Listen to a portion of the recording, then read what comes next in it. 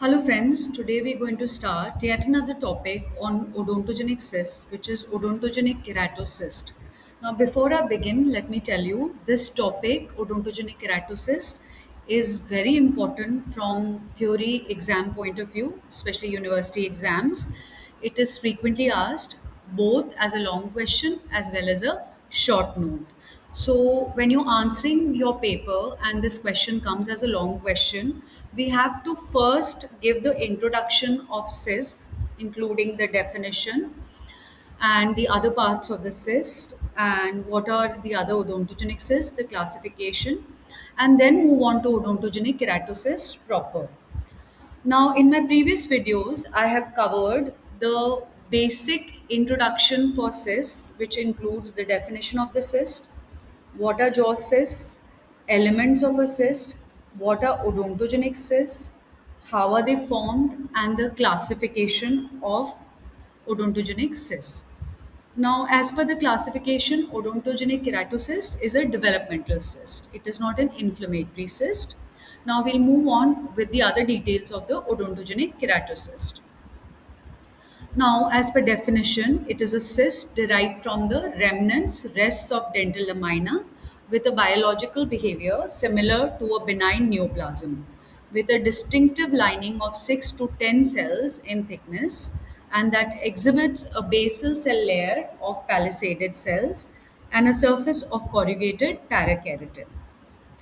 The term odontogenic keratocyst was first introduced or used by Philipson in 1956. Then Pinberg and Hansen in 1963 described its features. Now, let us understand the composition of the definition, which is by far most of the explanation of odontogenic keratocyst. To begin with, distinctive lining of 6 to 10 cells in thickness that exhibits a basal cell layer of palisated cells. This, they are trying to say that the epithelial lining of the cyst is 6 to 10 cell layer. Now, there can be a viva question wherein they can compare and ask what is the thickness of the lining of the epithelium of dentigerous cyst, which is 2 to 3 cell layered, and what is the thickness of the lining of the odontogenic keratocyst, which is 6 to 10 cell layered. Then again, another very important thing that the basal cells of the odontogenic keratocyst, they are palisaded in the sense that they are arranged parallel to each other in a single line. Also, the nucleus is polarized in such a way that all the nucleus are in a single row. Another important thing is that this cyst is, as the name suggests, keratinized. So, the surface of the lining of the cyst is corrugated parakeratin. It could be orthokeratinized as well as parakeratinized. The only difference is parakeratinized, so P for parakeratinized and presence of P for pycnotic nucleus. Please remember that. Again, that can be asked to you. Now, as we read in the definition, the origin of the odontogenic keratocysts comes from dental lamina remnants, which are also called as cell rests of Serre in the mandible and the maxilla. Also, there is another theory which states that it develops from the extension of the basal cells of the overlying oral epithelium. But by far, the first theory, which is remnants of dental lamina, is the most popular one. Other features introducing the topic could be it behaves aggressively and fills the lumen with keratin.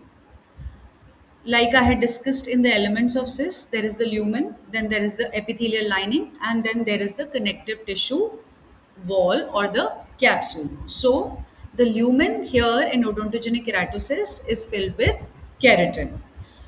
Now, we all know that just like dentigerous cyst, which is a solitary cyst, but it could be multiple cysts, dentigerous cyst could occur, like in cleidocranial dysplasia.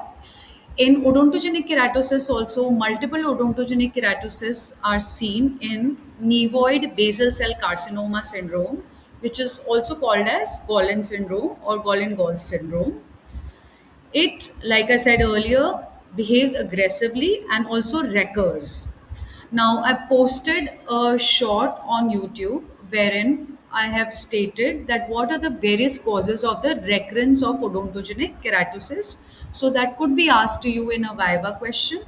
Also, sometimes they do give a short note on what is the cause of the recurrence of odontogenic keratosis. So, you can refer to that. Now, like I said before, there are two types, parakeratinized and orthokeratinized. Orthokeratinized being less aggressive. Now, let's just move on to the clinical features. So, all that I described with the definition earlier would form the introduction part of your answer, including the basic elements of the cyst and the previous recorded videos, what the points which I've stated in that, you will add in that, and then you will move on to the clinical features.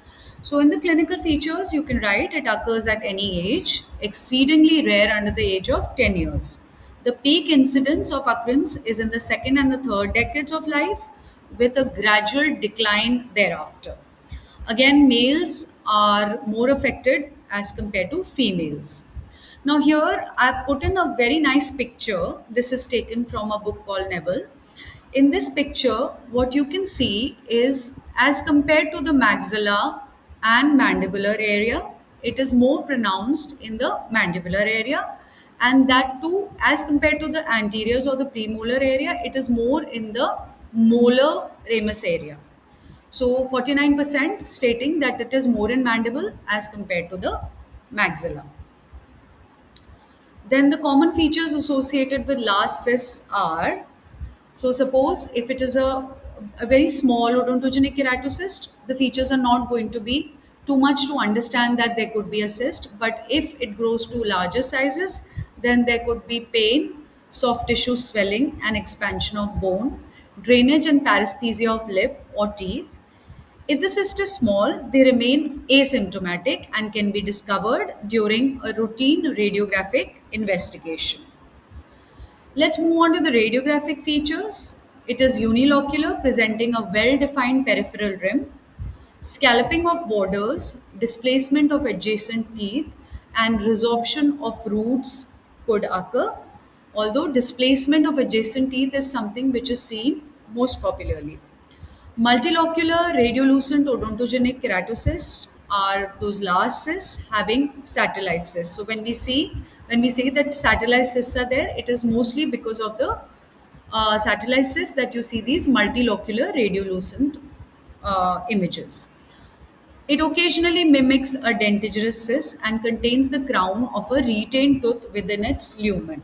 So sometimes what happens is the cyst, it grows aggressively and it moves anteriorly also and posteriorly also. So when it starts to move anteriorly, it covers the dentigerous cyst, it covers the impacted tooth also, which could be the mandibular third molar, and it seems to look like a dentigerous cyst, but it's actually a odontogenic, it's actually an odontogenic keratosis. So now these are some of the pictures which show you the images of odonto. You can see that this is the extent of the odontogenic keratocyst. So it's quite, you can see that here odontogenic keratocyst is seen. Here, you can see here, this is a multilocular cyst. Most of the ascending ramus is involved. Now here, this cyst involves the crown of an unerupted premolar. So you can see here, again commonly impacted tooth. Radiographically, this lesion cannot be differentiated from a dentigerous cyst. Why? Because dentigerous cyst is associated with impacted tooth. So mostly people are going to feel it's a dentigerous cyst, but it's actually odontogenic keratocyst. Again, now you can appreciate that the lesion is lateral to this tooth. So this lesion cannot be differentiated from the lateral periodontal cyst. Moving on to the most important features, which are histologic features or the histopathology of odontogenic keratocyst, asked as a short note separately also. So, a parakeratinized surface, which is typically corrugated, rippled, and wrinkled. So, you can write this. This is very important that the parakeratinized surface is not straight, it is corrugated, rippled, or wrinkled. A remarkable uniformity of thickness of the epithelium, usually ranging from 6 to 10 cell layered. A prominent palisaded polarized basal layer of cells, often described as having a picket fence or tombstone appearance. So it is polarized in such a way that the nucleus are all in a single line. Now, here is a picture which shows us that these are your basal cells. They are all parallel to each other, plus the nucleus are all polarized and they are in the same line. So, this resembles picket fence or tombstone appearance. Now, this is a picture which is showing us the histopathology of odontogenic keratocyst. Here, you can appreciate the thickness, which is 6 to 10 layered or 6 to 8 cell layered.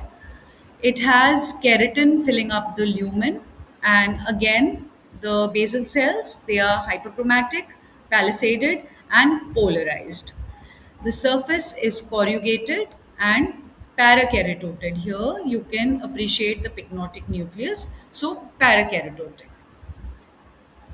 This is another picture which is giving us the appearance of the epithelium. You can see how there is this polarized basal cell layer just below the spinous layer and above the basement membrane.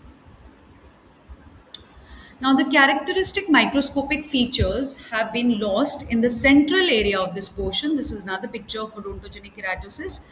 You can see there are multiple inflammatory cells, and this characteristic picture is lost out here in the central area of this portion of the cystic lining because of the heavy chronic inflammatory cell infiltrate. So there is inflammation and inflammatory cell infiltrate. That is why the characteristic structure is lost here.